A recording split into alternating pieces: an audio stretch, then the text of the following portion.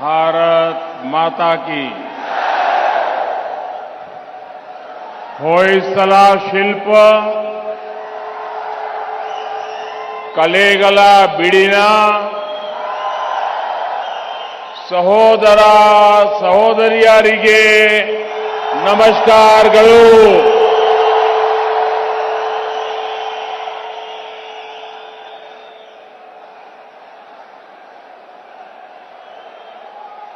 मैं पिछले कुछ महीनों में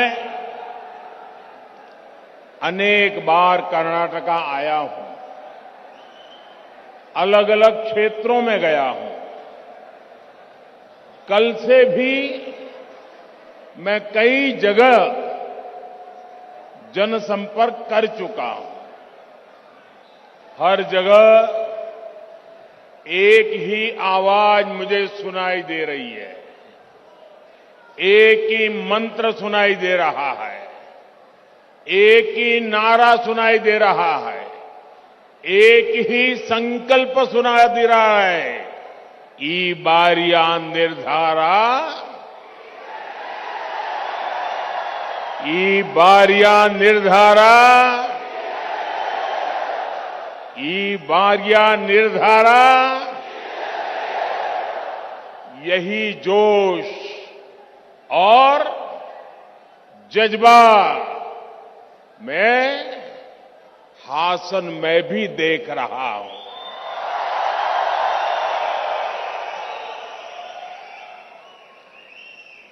ಹೊಯ್ಸಳ ಶಿಲ್ಪಕಲೆಗಳ ಬೀಡಿನ ನನ್ನ ಆತ್ಮೀಯ ಸಹೋದರ ಸಹೋದರಿಯರಿಗೆ ನನ್ನ ನಮಸ್ಕಾರಗಳು. ನಾನು ಕಳೆದ ಕೆಲವು ತಿಂಗಳಿನಿಂದ ಅನೇಕ ಬಾರಿ ಕರ್ನಾಟಕಕ್ಕೆ ಬಂದಿರುತ್ತೇನೆ. ನಿಮ್ಮ ರಾಜ್ಯದ ಬೇರೆ ಬೇರೆ ಭಾಗಗಳಿಗೂ ಹೋಗಿ ಬಂದಿದ್ದೇನೆ. ನಿನ್ನೆ ಕೂಡ ಕೆಲವು ಪ್ರದೇಶಗಳಲ್ಲಿ ಜನರನ್ನ ಸಂಪರ್ಕ ಮಾಡಿದ್ದೇನೆ.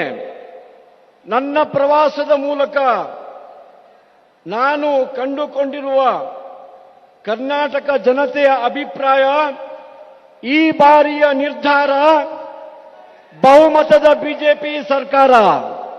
ಈ ಒಂದೇ ದನಿ ನಾಡಿನಾದ್ಯಂತ ಎಲ್ಲ ಕಡೆಯಲ್ಲೂ ಕೇಳಿ ಬರುತ್ತಾ ಇದೆ. ನನಗೆ ಹಾಸನ ಮತ್ತು ಚಿಕ್ಕಮಗಳೂರು ಜಿಲ್ಲೆಯ ನಿಮ್ಮೆಲ್ಲರನ್ನು ನೋಡಿದಾಗ ಅದೇ ಉತ್ಸಾಹ, ಅದೇ ಆಸಕ್ತಿ ಇವತ್ತು ಇಲ್ಲಿ ಕೂಡ ಕಂಡು ಬರುತ್ತಾ ಇದೆ. मैं कर्नाटका की मठ परंपरा और संतों को भी नमन करता हूं. आदि चुनचुनगिरी मठ को भी शीश झुकाकर मेरा प्रणाम है. मैं श्रावण बेलागोला के चारू कीर्ति भट्टारका स्वामी जी को भी आदर पूर्वक श्रद्धा सुमन अर्पित करता हूं. ಈ ಸಂದರ್ಭದಲ್ಲಿ ನಾನು ಕರ್ನಾಟಕದ ಮಠ ಪರಂಪರೆ ಮತ್ತು ಇಲ್ಲಿನ ಸಂತ ಶ್ರೇಷ್ಠರ ಎಲ್ಲರಿಗೂ ಕೂಡ ಗೌರವದ ನಮನಗಳನ್ನು ಸಲ್ಲಿಸುತ್ತೇನೆ. ಇಲ್ಲಿನ ಆದಿಚುಂಚಗಿರಿ ಮಠಕ್ಕೂ ತಲೆಬಾಗಿ ನನ್ನ ಪ್ರಣಾಮಗಳನ್ನು ಸಲ್ಲಿಸುತ್ತೇನೆ. ಇತ್ತೀಚೆಗಷ್ಟೇ ನಮ್ಮನ್ನೆಲ್ಲ ಅಗಲಿದ ಶ್ರವಣ ಬೆಳಗೊಳದ ಪೂಜ್ಯ ಚಾರುಕೀರ್ತಿ ಭಟ್ಟಾರಕ ಸ್ವಾಮೀಜಿಯವರಿಗೆ ಗೌರವದ ಶ್ರದ್ಧಾಂಜಲಿಯನ್ನು ಕೂಡ ಸಮರ್ಪಿಸುತ್ತೇನೆ. भाई और बहनों, इस बार कर्नाटका ने तय कर लिया है, दशकों से जोड़ तोड़ की अस्थिर सरकारों की जो राजनीति चली है उसे खत्म करके ही रहना है. कांग्रेस और जेडीएस दोनों ही अस्थिरता के प्रतीक है. देश में जिन राज्यों में भी कांग्रेस की सरकारें बची हैं, वहां उनकी पहचान कांग्रेस नेताओं के आपसी झगड़े से है. राजस्थान, छत्तीसगढ़ में क्या चल रहा है, ये आप भी देख रहे हैं। वहां जनता पूरी तरह से त्रस्त है, विकास ठप पड़ा हुआ है। कांग्रेस की सारी गारंटियां वहां कांग्रेस के झूठ का पुलिंदा बन गई है। कांग्रेस के भीतर तो आपसी लड़ाई ही है। कांग्रेस की बी टीम जेडीएस भी सपने देख रही है और जेडीएस जैसे तैसे 15-20 सीटें हासिल करके लूट खसूट में हिस्सेदारी चाहती है। ಸಹೋದರ ಸಹೋದರಿಯರೇ, ಈ ಬಾರಿ ಕರ್ನಾಟಕದ ಜನತೆ ಕೆಲವು ದಶಕಗಳ ಕಾಲದ ಅನೈತಿಕ ಗಠಬಂಧನ ಮತ್ತು ಅಸ್ಥಿರ ಸರ್ಕಾರಗಳ ಆಡಳಿತದ ರಾಜಕಾರಣವನ್ನು ಕೊನೆಗೊಳಿಸಬೇಕೆಂದು ಈಗಾಗಲೇ ನಿರ್ಣಯಿಸಿದ್ದಾರೆ. ದೇಶದ ಯಾವೆಲ್ಲ ರಾಜ್ಯಗಳಲ್ಲಿ ಕಾಂಗ್ರೆಸ್ ಆಡಳಿತ ನಡೆಸ್ತಾ ಇದೆ ಆ ರಾಜ್ಯಗಳಲ್ಲಿ ಸರ್ಕಾರಗಳಲ್ಲಿ ಕಾಂಗ್ರೆಸ್ ಪಕ್ಷದ ನಾಯಕರುಗಳ ಒಳಜಗಳಿಂದಾಗಿ ಯಾವಾಗಲೂ ಸುದ್ದಿಯಲ್ಲಿರುವಂತಾಗಿದೆ. ರಾಜಸ್ಥಾನ ಮತ್ತು ಛತ್ತೀಸ್ಗಢದಲ್ಲಿ ಕಾಂಗ್ರೆಸ್ ಪಕ್ಷದಲ್ಲಿ ಏನ್ ನಡೀತಾ ಇದೆ ಎನ್ನುವುದು ತಮಗೆಲ್ಲ ತಿಳಿದೇ ಇದೆ. ಆ ರಾಜ್ಯಗಳ ಜನತೆ ಕಾಂಗ್ರೆಸ್ನ ಒಳಜಗಳದಿಂದ ಸಂಪೂರ್ಣ ಭ್ರಮನಿರಸನಗೊಂಡಿದ್ದು ಅಭಿವೃದ್ಧಿ ಕಾರ್ಯಗಳು ಸಂಪೂರ್ಣ ಕುಂಠಿತವಾಗಿವೆ. ಚುನಾವಣೆಯ ಸಂದರ್ಭದಲ್ಲಿ ಆ ರಾಜ್ಯಗಳಲ್ಲಿ ಕಾಂಗ್ರೆಸ್ ಪಕ್ಷ ನೀಡಿದ ಎಲ್ಲಾ ಗ್ಯಾರಂಟಿಗಳು ಶುದ್ಧ ಸುಳ್ಳಿನ ಕಂತೆಗಳಾಗಿರುವುದನ್ನು ನಾವೆಲ್ಲ ನೋಡಿದ್ದೇವೆ. ಕಾಂಗ್ರೆಸ್ ಪಕ್ಷದಲ್ಲಂತೂ ಆಂತರಿಕ ಗುದ್ದಾಟ, ಪರಸ್ಪರ ಹೋರಾಟ ಕಾಲೆಳೆಯುವುದು ಯಾವತ್ತೂ ಇದ್ದದ್ದೇ. ಆದರೆ ಜೆಡಿಎಸ್ ಕೂಡ ಅಧಿಕಾರದ ಕನಸು ಕಾಣಲು ಆರಂಭಿಸಿದೆ. ಹೇಗಾದರೂ ಮಾಡಿ 15-20 ಸ್ಥಾನ ಗೆದ್ದರೆ ರಾಜ್ಯದ ಲೂಟಿಯಲ್ಲಿ ಪಾಲು ಪಡೆಯುವ ಕನಸು ಕಾಣ್ತಾ ಇದೆ. साथियों, यहां कर्नाटका में कांग्रेस और जेडीएस एक दूसरे के विरोधी होने का दिखावा कर रही है। आप 2018 के यानी पिछला जो चुनाव हुआ था विधानसभा का, 2018 के विधानसभा चुनाव में कांग्रेस नेता और जेडीएस नेता के बयानों, उसके पुराने वीडियो निकालकर देख सकते हैं। तब कांग्रेस और जेडीएस के नेता लगातार एक दूसरे को कोस रहे थे, गालियां दे रहे थे और चुनाव अभी खत्म भी नहीं हुआ था कि कांग्रेस और जेडीएस ने एक दूसरे से हाथ मिला लिया था। कांग्रेस और जेडीएस के बीच ऐसे ही दिखावे वाली लड़ाई चलती है। WWF, नूरा कुश्ती, पार्लियामेंट में भी जेडीएस और कांग्रेस हर मुद्दे पर साथी होते हैं। इसलिए आपको याद रखना है, जेडीएस को दिया आपका हर वोट कांग्रेस के खाते में ही जाएगा और कांग्रेस को वोट जाने का मतलब है कर्नाटका के विकास पर ब्रेक लगाना। कांग्रेस को वोट देने का मतलब है कर्नाटका को रिवर्स गियर में ले जाना। ಬಂಧುಗಳೇ, ಕರ್ನಾಟಕದಲ್ಲಿ ಕಾಂಗ್ರೆಸ್ ಮತ್ತು ಜೆಡಿಎಸ್ ಪಕ್ಷಗಳು ಕೇವಲ ತೋರಿಕೆಗಾಗಿ ವಿರೋಧಿಗಳಂತೆ ನಾಟಕ ಮಾಡ್ತಾ ಇರ್ತಾರೆ. 2018ರ ಚುನಾವಣೆಯ ಸಂದರ್ಭದಲ್ಲಿ ಕಾಂಗ್ರೆಸ್ ಮತ್ತು ಜೆಡಿಎಸ್ ಪಕ್ಷಗಳ ನಾಯಕರ ವಿಡಿಯೋ ಭಾಷಣವನ್ನು ತಾವು ನೋಡಿದರೆ ಗೊತ್ತಾಗ್ತದೆ ಪರಸ್ಪರ ಒಬ್ಬರನ್ನು ಇನ್ನೊಬ್ಬರು ದೂರುತ್ತಾ ತೆಗಳುತ್ತಾ ಆಪಾದನೆಗಳನ್ನು ಮಾಡ್ತಾ ಇದ್ರು. ಆದರೆ 2018ರ ವಿಧಾನಸಭಾ ಚುನಾವಣೆ ಇನ್ನೂ ಮುಗ್ದೇ ಇರಲಿಲ್ಲ. ಚುನಾವಣೆಗೂ ಮುಂಚೆನೆ ಪರಸ್ಪರ ದೂಷಣೆ ಮಾಡಿಕೊಂಡಂತ ಕಾಂಗ್ರೆಸ್ ಪಕ್ಷ ಮತ್ತು ಜೆಡಿಎಸ್ ಕೈ ಮಿಲಾಯಿಸಿ ಆಗ್ಲೇ ಒಟ್ಟಾಗಿಬಿಟ್ಟಿದ್ರು. ಕಾಂಗ್ರೆಸ್ ಮತ್ತು ಜೆಡಿಎಸ್ ನಡುವೆ ಈ ರೀತಿಯ ತೋರಿಕೆಯ ಜಗಳ ಯಾವತ್ತೂ ನಡೀತಾನೇ ಇರುತ್ತೆ.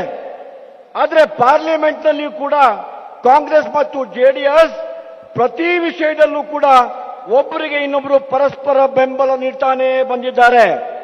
ಹಾಗಾಗಿ ಬಂಧುಗಳೇ, ತಾವೆಲ್ಲ ನೆನಪಿಡಬೇಕು, ನೀವು ಜೆಡಿಎಸ್ಗೆ ನೀಡುವಂತ ಪ್ರತಿಯೊಂದು ವೋಟ್ ಕೂಡ ಕಾಂಗ್ರೆಸ್ನ ಖಾತೆಗೆ ಹೋಗುತ್ತೆ. ಮತ್ತು ಕಾಂಗ್ರೆಸ್ಗೆ ವೋಟ್ ನೀಡ್ತೀರಾ ಅಂತ ಹೇಳಿದ್ರೆ ಅದು ಕರ್ನಾಟಕ ಅಭಿವೃದ್ಧಿಗೆ ಬ್ರೇಕ್ ಹಾಕಿದಂತೆ. ಕಾಂಗ್ರೆಸ್ಗೆ ಹಾಕುವ ಪ್ರತಿಯೊಂದು ವೋಟ್ ಅಂತ ಹೇಳಿದ್ರೆ ವಿಕಾಸದ ಯೋಜನೆಗಳನ್ನು ರಿವರ್ಸ್ ಗೇರ್ನಲ್ಲಿ ಹಾಕಿದಂತೆ. साथियों, अब कर्नाटका किसी भी कीमत पर कांग्रेस और जेडीएस को अपना भाग्य नहीं सौंप सकता. जनता के हक के हर एक रुपये में से 85 पैसा कैसे कांग्रेस का पंजा लूट लेता है, ये भी कर्नाटका के लोग जानते हैं. कर्नाटका के लोगों को याद रखना है, कांग्रेस के स्वभाव में ही, व्यवहार में ही 85% कमीशन है.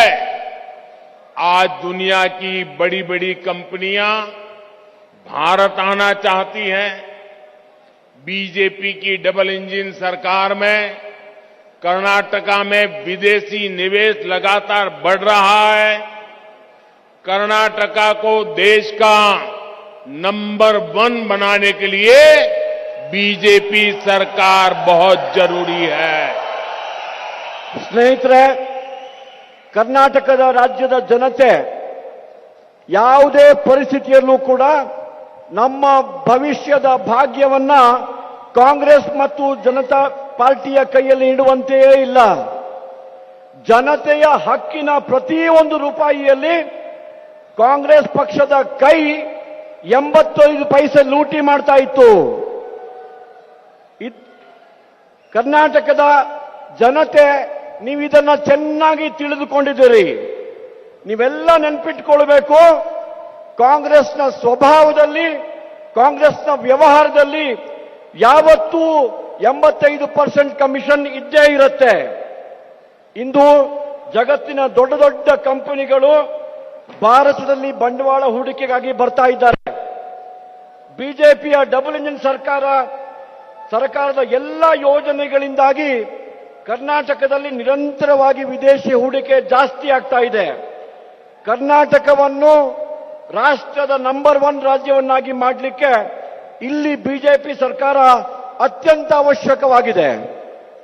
साथियों, कर्नाटका में कांग्रेस और जेडीएस दोनों ही पार्टियों के साथ एक और यूनिक बात जुड़ी हुई है. कर्नाटका की जो कांग्रेस यूनिट है उसे 24 घंटे दिल्ली में बैठने वाले परिवार की सेवा करनी होती है. उम्मीदवार तय करना हो तो पहले दिल्ली वाले परिवार से पूछो, सीएम तय करना हो तो पहले दिल्ली वाले परिवार से पूछो, फैसला कोई भी हो लेकिन पहले दिल्ली वाले परिवार से पूछो.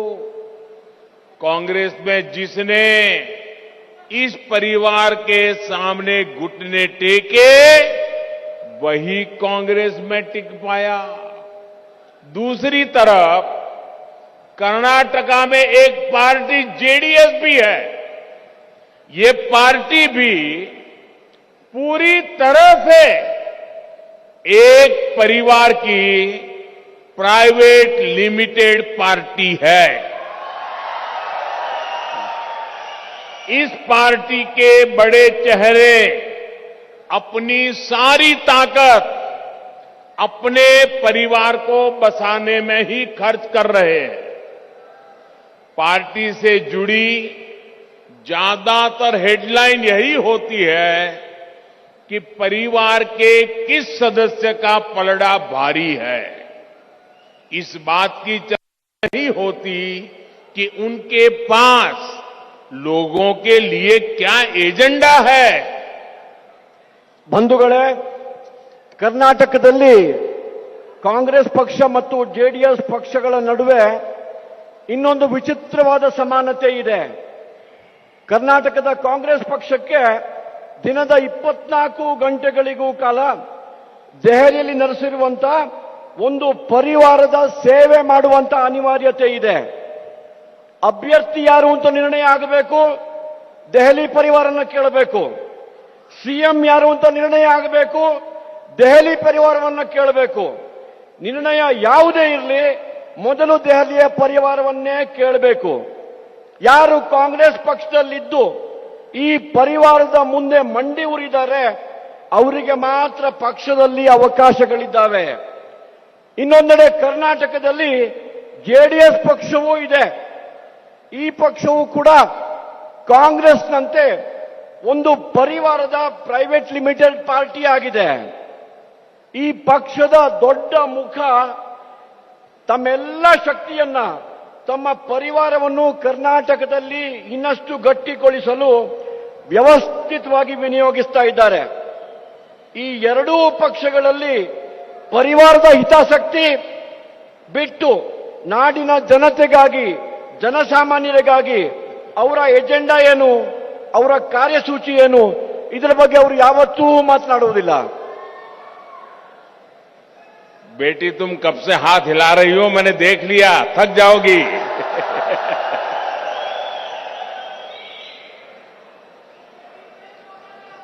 साथियों, कर्नाटका में एक पार्टी यूनिट दिल्ली में बैठने वाले एक परिवार की सेवा में जुटी है और दूसरी पार्टी तो है ही एक परिवार की। ऐसे में बीजेपी ही एकमात्र पार्टी है जो कर्नाटका के सामान्य से सामान्य परिवार को भी अपना परिवार मानती है। बीजेपी आपके परिवार की चिंता करती है।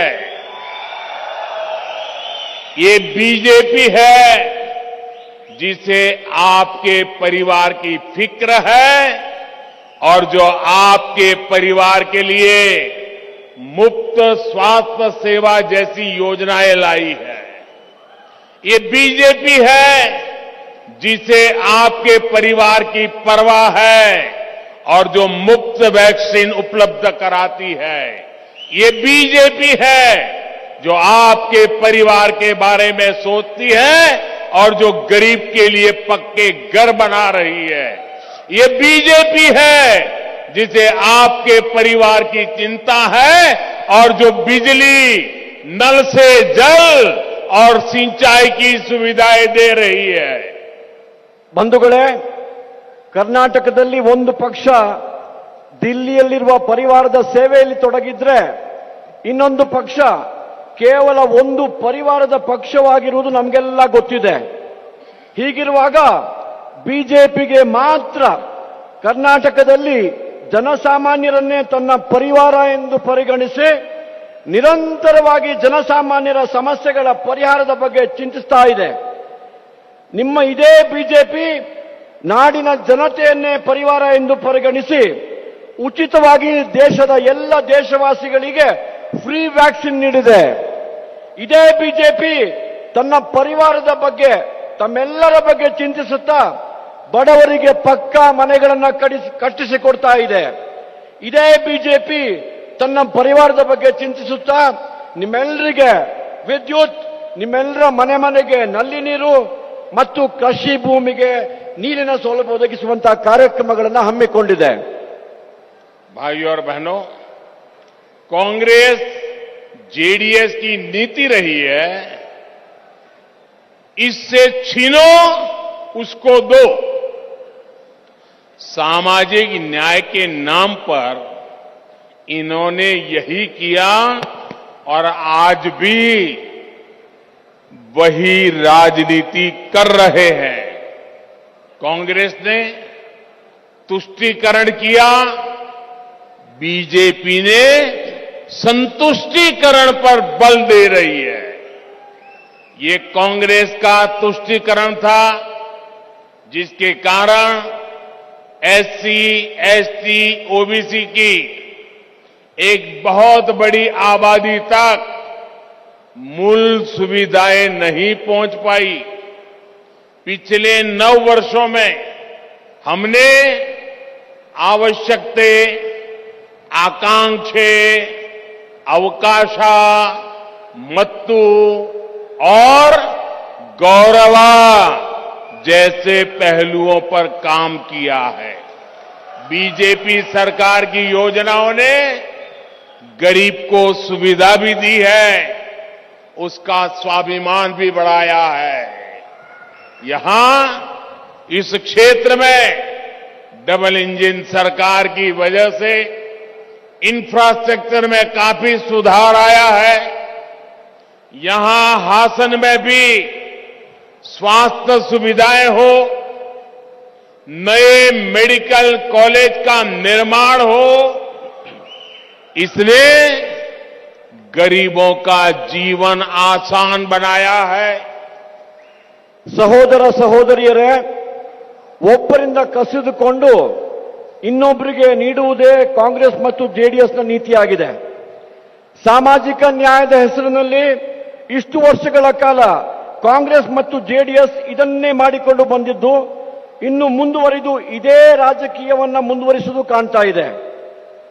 ಕಾಂಗ್ರೆಸ್ ಪಕ್ಷ ಆಡಳಿತ ನಡೆಸಿದ ಸಮಯದಲ್ಲಿ ತುಷ್ಟೀಕರಣದ ರಾಜನೀತಿಯನ್ನು ಅನುಸರಿಸಿದ್ರೆ ನಾಡಿನ ಜನತೆಯ ಸಂತುಷ್ಟೀಕರಣದ ರಾಜನೀತಿಗೆ ಬೆಂಬಲ ನೀಡ್ತಾ ಇದೆ. ಕಾಂಗ್ರೆಸ್ನ ಈ ತುಷ್ಟೀಕರಣದ ರಾಜನೀತಿಯಿಂದಾಗಿ ಎಸ್ಸಿ, ಎಸ್ಟಿ ಮತ್ತು ಒಬಿಸಿ ಸಮುದಾಯದ ಒಂದು ದೊಡ್ಡ ಸಮೂಹವೇ ಮೂಲಭೂತ ಸೌಕರ್ಯಗಳಿಂದ ವಂಚಿತಗೊಂಡಿರುವುದು ನಾಡಿನ ಒಂದು ದೊಡ್ಡ ದುರಂತ. ಕಳೆದ 9 ವರ್ಷಗಳಲ್ಲಿ ನಮ್ಮ ಸರ್ಕಾರ ನಾಡಿನ ಜನತೆಯ ಅವಶ್ಯಕತೆಗಳು, ಆಕಾಂಕ್ಷೆಗಳು, ಇರುವ ಅವಕಾಶಗಳು ಮತ್ತು ಅವರ ಗೌರವವನ್ನು ಗಮನದಲ್ಲಿರಿಸಿಕೊಂಡು ಅನೇಕ ಯೋಜನೆಗಳನ್ನು ಅನುಷ್ಠಾನಗೊಳಿಸಿರುವುದು ತಮಗೆಲ್ಲ ಗೊತ್ತೇ ಇದೆ. ಬಿಜೆಪಿ ಸರ್ಕಾರದ ಯೋಜನೆಗಳು ಬಡವರಿಗೆ ಅಗತ್ಯವಿರುವ ಎಲ್ಲ ಸೌಲಭ್ಯಗಳನ್ನು ನೀಡಿದ್ದು ಮಾತ್ರವಲ್ಲ, ಅವರ ಸ್ವಾಭಿಮಾನವನ್ನ, ಗೌರವವನ್ನ ಹೆಚ್ಚಿಸುವಂತಹ ಕೆಲಸವನ್ನ ಮಾಡಿದೆ. ಇಲ್ಲಿ ಕರ್ನಾಟಕ ರಾಜ್ಯದಲ್ಲೂ ಡಬಲ್ ಇಂಜಿನ್ ಸರ್ಕಾರದ ಕಾರಣದಿಂದಾಗಿ ಮೂಲಭೂತ ಸೌಕರ್ಯಗಳು ಸಾಕಷ್ಟು ಅಭಿವೃದ್ಧಿಯಾಗಿರುವುದನ್ನು ತಾವೆಲ್ಲ ಗಮನಿಸಿರ್ತೀರಿ.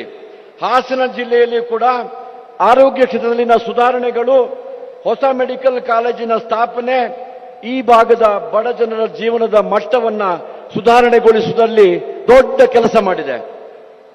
भाइयों और बहनों, बीते 9 वर्षों में बीजेपी सरकार की हर योजना के केंद्र में आपको बहन बेटियों का सशक्तिकरण दिखेगा। आप जानते हैं कि हमारे यहां माताओं बहनों के नाम पर कोई प्रॉपर्टी नहीं होती थी। हमने गरीबों के जो 4 करोड़ घर बनाए, उनमें से अधिकतर को बहनों के नाम रजिस्टर किया। यहां कर्नाटका में भी गरीबों के 9 लाख घरों को स्वीकृत करके उन पर तेजी से काम चल रहा है। इन गरीब परिवारों की लाखों माताएं बहनें आज लखपति दीदी बन चुकी है। ಬಂಧುಗಳೇ, ನಮ್ಮ ಸರ್ಕಾರ ಕಳೆದ 9 ವರ್ಷಗಳಲ್ಲಿ ಹಮ್ಮಿಕೊಂಡ ಯೋಜನೆಗಳು ನಮ್ಮ ಹೆಣ್ಣು ಮಕ್ಕಳು ಮತ್ತು ನಮ್ಮ ಸಹೋದರಿಯರ ಜೀವನವನ್ನ ಸಶಕ್ತಗೊಳಿಸುವುದನ್ನು ನಿಮ್ಮೆಲ್ಲ ಗಮನಿಸಿರಬಹುದು. ನಿಮಗೆಲ್ಲ ಗೊತ್ತಿರುವ ಹಾಗೆ ನಮ್ಮ ದೇಶದಲ್ಲಿ ನಮ್ಮ ತಾಯಂದಿರ ಮತ್ತು ನಮ್ಮ ಸಹೋದರಿಯರ ಹೆಸರಿನಲ್ಲಿ ಯಾವುದೇ ಆಸ್ತಿಗಳಿರುವುದಿಲ್ಲ. ಆದರೆ ನಾವು ಬಡ ಜನತೆಗಾಗಿ 4 ಕೋಟಿ ಮನೆಗಳನ್ನು ನಿರ್ಮಿಸಿದ ಸಂದರ್ಭದಲ್ಲಿ ಅದರಲ್ಲಿ ಹೆಚ್ಚಿನ ಮನೆಗಳನ್ನು ನಮ್ಮ ತಾಯಂದಿರ ಮತ್ತು ನಮ್ಮ ಸಹೋದರಿಯರ ಹೆಸರಿನಲ್ಲಿ ರಿಜಿಸ್ಟರ್ ಮಾಡಿರುತ್ತೇವೆ.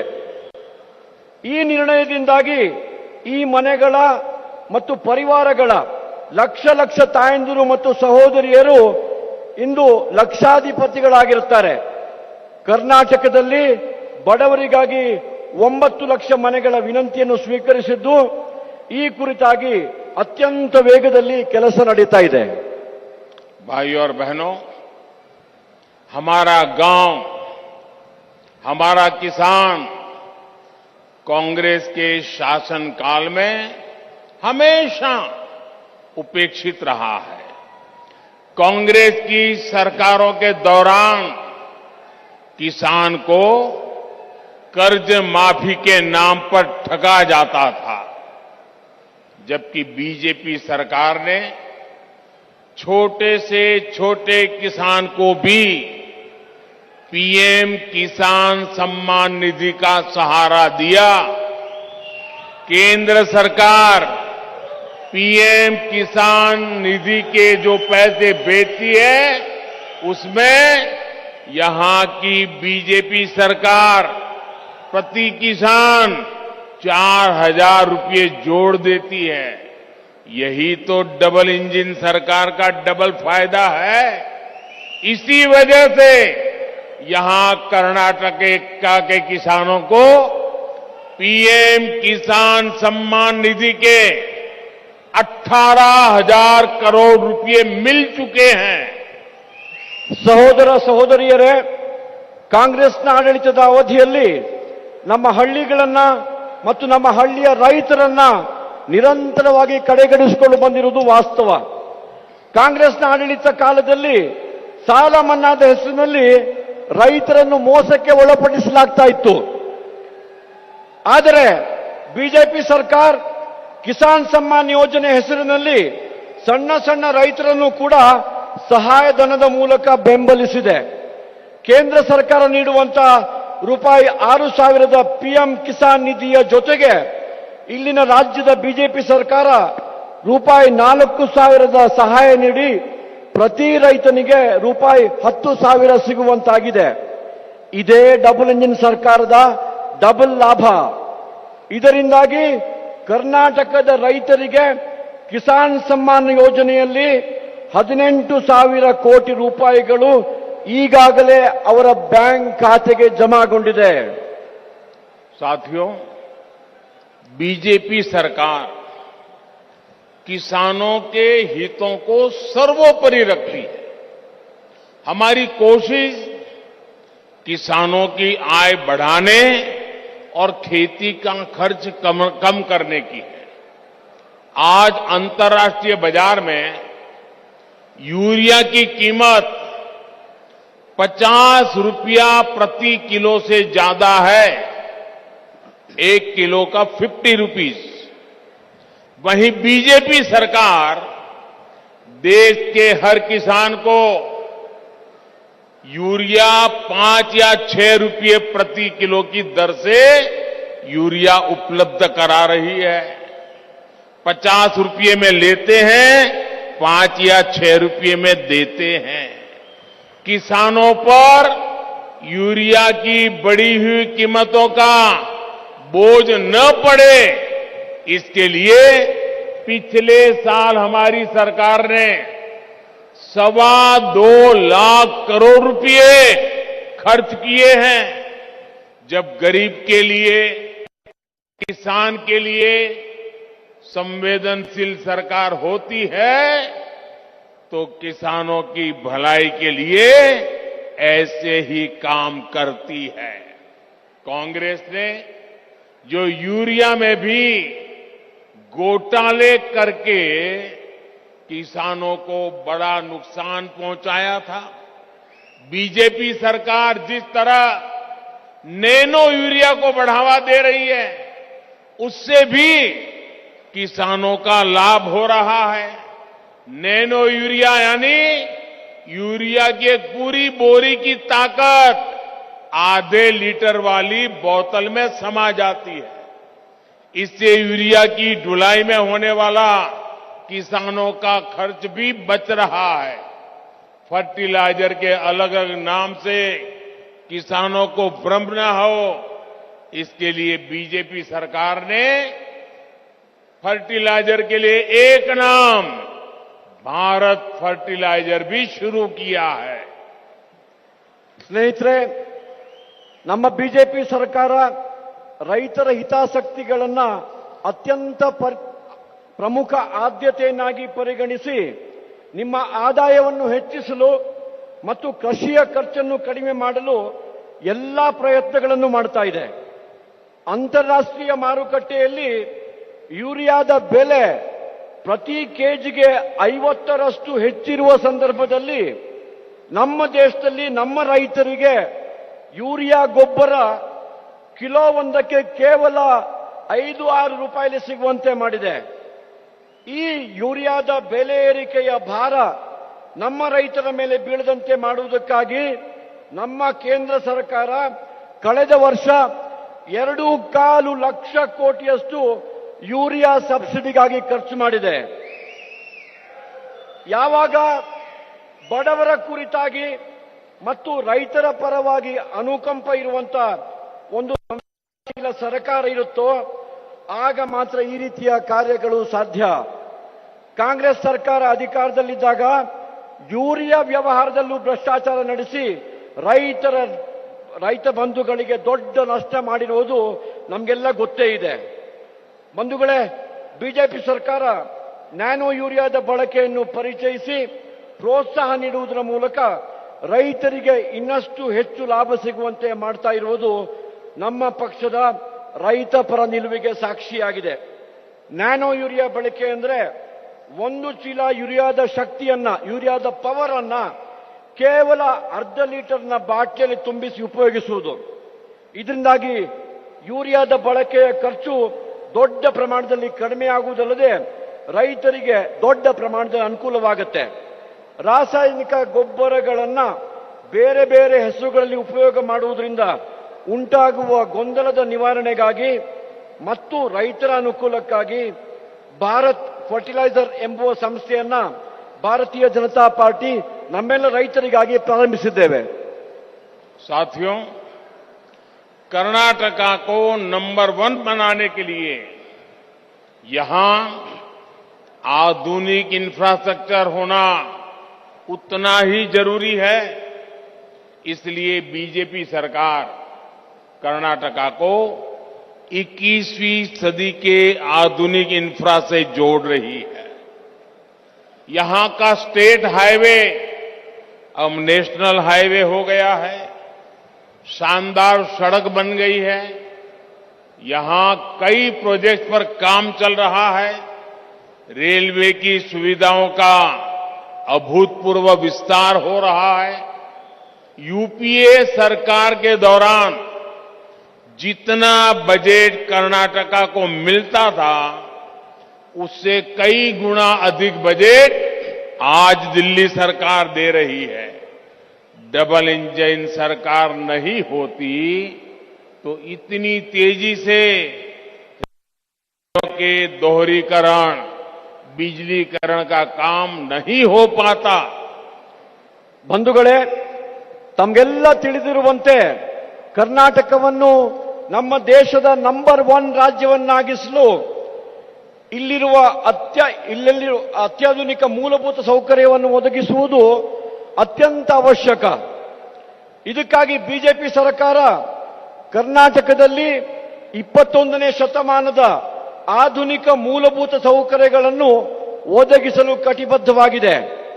ಇಲ್ಲಿನ ರಾಷ್ಟ್ರೀಯ ಹೆದ್ದಾರಿ ಮತ್ತು ರಾಜ್ಯ ಹೆದ್ದಾರಿಗಳು ಈಗಾಗಲೇ ನಿರ್ಮಾಣಗೊಂಡಿದ್ದು ಒಳ್ಳೆಯ ಗುಣಮಟ್ಟದ ರಸ್ತೆಗಳು ನಿಮ್ಮ ಉಪಯೋಗಕ್ಕೆ ಲಭ್ಯವಾಗಿವೆ. ಇದಲ್ಲದೆ ಅನೇಕ ಮೂಲಭೂತ ಸೌಕರ್ಯಗಳ ಯೋಜನೆಗಳ ಕೆಲಸಗಳು ಅತ್ಯಂತ ತ್ವರಿತಗತಿಯಲ್ಲಿ ನಡೆಯುತ್ತಾ ಇವೆ. ರೈಲ್ವೆ ಕ್ಷೇತ್ರದಲ್ಲಿ ದೇಶದಾದ್ಯಂತ ದೊಡ್ಡ ಪ್ರಮಾಣದಲ್ಲಿ ಅಭೂತಪೂರ್ವ ಯೋಜನೆಗಳನ್ನು ಕೈಗೆತ್ತಿಕೊಳ್ಳಲಾಗಿದೆ. ಯುಪಿಎ ಸರ್ಕಾರದ ಅವಧಿಯಲ್ಲಿ ಕರ್ನಾಟಕ ಸರ್ಕಾರಕ್ಕೆ ಸಿಗ್ತಾ ಇದ್ದಂಥ ಬಜೆಟ್ ಅನುದಾನಕ್ಕಿಂತ ಅನೇಕ ಪಟ್ಟು ಜಾಸ್ತಿ ಅನುದಾನಗಳು ಕೇಂದ್ರದ ಬಿಜೆಪಿ ಸರ್ಕಾರದಿಂದ ರಾಜ್ಯ ಸರ್ಕಾರಕ್ಕೆ ದೊರಕ್ತಾ ಇದೆ. ಡಬಲ್ ಇಂಜಿನ್ ಸರ್ಕಾರ ಇಲ್ಲದೇ ಇದ್ದಲ್ಲಿ ಇಷ್ಟು ದೊಡ್ಡ ಪ್ರಮಾಣದಲ್ಲಿ ಇಷ್ಟು ವೇಗದಲ್ಲಿ ರೈಲ್ವೆ ಲೈನಿನ ಡಬಲಿಂಗ್ ಮತ್ತು ರೈಲ್ವೆ ಲೈನಿನ ವಿದ್ಯುದೀಕರಣ ಸಾಧ್ಯವೇ ಆಗುತ್ತಿರಲಿಲ್ಲ ಬಂಧುಗಳೇ. भाइयों और बहनों, बीजेपी देश की धरोहरों को संरक्षित करती है, उनके मान सम्मान को पूरी दुनिया तक पहुंचाती है, जबकि कांग्रेस जेडीएस देश की विरासत को, कर्नाटका की विरासत को बोझ मानती है. ये बीजेपी की ही सरकार है जिसने होयसला मंदिर को यूनेस्को वर्ल्ड हेरिटेज के लिए नामित करने का काम किया. बीजेपी सच्ची प्रतिभा को सम्मान देती है, कला को सम्मान देती है, विकास के लिए सबका प्रयास के भाव पर बल देती है. ಸಹೋದರ ಸಹೋದರಿಯರೇ, ಭಾರತೀಯ ಜನತಾ ಪಾರ್ಟಿ ದೇಶದ ಸಾಂಸ್ಕೃತಿಕ, ಪಾರಂಪರಿಕ ಮತ್ತು ಐತಿಹಾಸಿಕ ಅಸ್ಮಿತೆಯನ್ನು ಸಂರಕ್ಷಿಸುವುದಲ್ಲದೆ ಅವುಗಳ ಮಾನ ಸಮ್ಮಾನಗಳನ್ನು ಗುರುತಿಸಿ ಗೌರವಿಸಿ ಜಗತ್ತಿನಾದ್ಯಂತ ಪರಿಚಯಿಸುವಂತಹ ಕೆಲಸವನ್ನು ಮಾಡ್ತಾ ಇದೆ. ಇದಕ್ಕೆ ವಿರುದ್ಧವಾಗಿ ಕಾಂಗ್ರೆಸ್ ಪಕ್ಷ ದೇಶದ ಮತ್ತು ಕರ್ನಾಟಕದ ಭವ್ಯ ಸಾಂಸ್ಕೃತಿಕ ಪರಂಪರೆಯನ್ನು ಯಾವತ್ತೂ ಒಂದು ಹೊರೆ ಎಂದು ಭಾವಿಸಿಕೊಂಡು ಬಂದಿದೆ. ಕರ್ನಾಟಕದ ನಮ್ಮ ಬಿಜೆಪಿ ಸರ್ಕಾರ ಜಗತ್ಪ್ರಸಿದ್ಧ ಬೇಲೂರಿನ ಚೆನ್ನಕೇಶವ ಮಂದಿರವನ್ನು ಯುನೆಸ್ಕೋ ಪುರಸ್ಕೃತ ಜಾಗತಿಕ ಪಾರಂಪರಿಕ ಕ್ಷೇತ್ರವನ್ನಾಗಿ ಘೋಷಿಸುವ ಮೂಲಕ ಗೌರವವನ್ನು ನೀಡಿದೆ ಎನ್ನುವುದನ್ನು ಅತ್ಯಂತ ಹೆಮ್ಮೆಯಿಂದ ಹೇಳ ಬಯಸ್ತೇನೆ. ಭಾರತೀಯ ಜನತಾ ಪಾರ್ಟಿ ಪ್ರತಿಭೆಗಳನ್ನು ಗುರುತಿಸಿ ಸನ್ಮಾನಿಸುತ್ತದೆ, ಕಲೆಗಳನ್ನು ಗುರುತಿಸಿ ಗೌರವಿಸುತ್ತದೆ ಹಾಗೂ ನಾಡಿನ ಸರ್ವಾಂಗೀಣ ವಿಕಾಸಕ್ಕಾಗಿ ಎಲ್ಲರ ಪ್ರಯತ್ನಗಳಿಗೆ ಬೆಂಬಲವನ್ನು ನೀಡುತ್ತದೆ.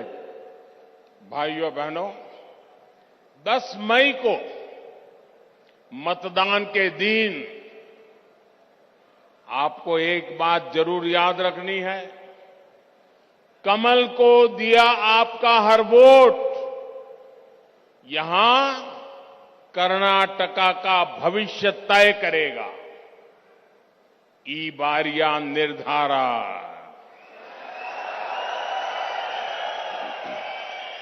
ई बारिया निर्धारा, ई बारिया निर्धारा. साथियों, इतनी बड़ी सभा हो गई, शानदार सभा हो गई, लोग ही लोग हैं. कहीं ऐसा तो नहीं होगा ना कि अब तो बात मोदी जी आ गए, सभा हो गई, अब जीत गए ना? ऐसा नहीं करोगे ना? घर घर जाओगे ना?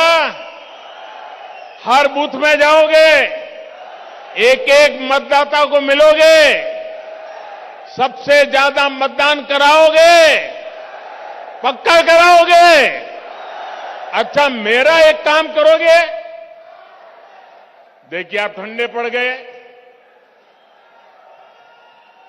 मेरा एक काम करोगे? जरा हाथ ऊपर करके बताइए, करोगे? अच्छा, अपने मोबाइल की फ्लैश लाइट चालू करके बताइए, करोगे? सबकी फ्लैश लाइट देखूंगा मैं. बताइए, आप मेरा एक काम करोगे? ये लेकिन मेरा पर्सनल काम है, करोगे? पक्का करोगे? देखिए, जब आप घर घर मिलने के लिए जाएंगे तो हर घर में जाकर के कहना कि मोदी जी बेलूरू आए थे और उन्होंने आपको नमस्कार कहा है। मेरा प्रणाम पहुंचाओगे, मेरा नमस्कार पहुंचाओगे, घर घर पहुंचाओगे। अगर आप मेरा नमस्कार पहुंचाओगे तो हर परिवार के लोग मुझे आशीर्वाद देंगे और उनके आशीर्वाद से काम करने की मेरी ताकत बढ़ जाएगी। करोगे? पक्का करोगे? बोलो मेरे साथ, भारत माता की, भारत माता की, भारत माता की, वंदे वंदे वंदे वंदे वंदे वंदे वंदे वंदे वंदे। बहुत बहुत धन्यवाद।